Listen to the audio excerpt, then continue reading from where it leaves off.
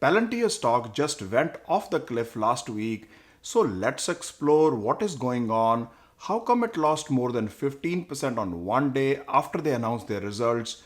Possible reasons behind it, and at the end, my perspective if this is the right time to buy, sell, or wait. Hi, my name is Sunny, and I make content that affect a common man financially. So let's dive into today's topic. Palantir down, now sell? If you're new to this channel, please subscribe to it alongside smashing that like button, as that will help me with the YouTube algorithm, which will be highly appreciated. The shares of this software company, known for very innovative, disruptive things that they mainly supply to the government, just fell off the cliff last week. Just after they announced their earnings, it dropped more than 15% on Thursday last week, and if you look for the 1 week, it is down close to 20%. I know this is a very high conviction stock for a lot of people who like technology and that too disruptive, which during today's macroeconomic times is bound to see some choppiness, but to have such a sudden fall in short period of time definitely raises some eyebrows, thus needs some explaining too. They just announced their financial results last week. No doubt they beat the revenue estimate slightly, but they missed on the earnings for the last quarter of 2021.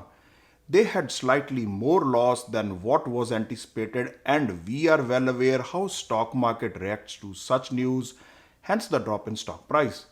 I completely understand these are tough times for growth, innovative companies as the Fed is tightening the money supply along with the possible interest rates coming. Naturally, there is a flight of capital towards more secure bonds. Therefore, it was but natural that the valuation of such companies come under pressure. The fact remains these innovative companies are still making losses while they are trying to ramp up their revenues. Hence, they are feeling the heat during the changing economic environment. In spite of closing 60 deals in the last quarter of 2021 worth $1 million or more, projecting their annual revenue growth of at least 30% until 2025, sitting on a couple of billion in cash on their balance sheet and a rapid adoption of their technology in the private sector, but could not stop the slide of their share price.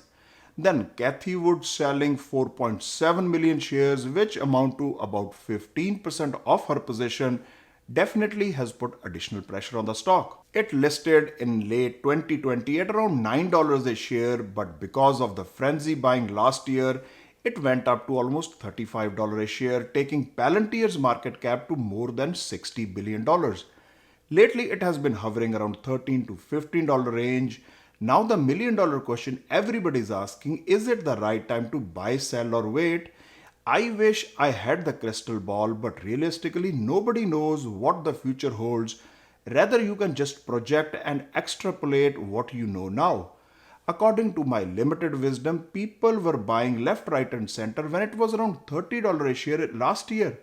Its valuation has reduced by half and revenue growth up by 30%. For me, it has come down from very lofty valuations alongside growing revenues.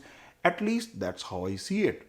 I know for sunrise technology companies, most of their investors are not that tech savvy, so I think it is the role of the management to explain to the investors in plain English what they are doing, how they are doing, and what their plans are in the future so that they can project a reasonable return on their investment.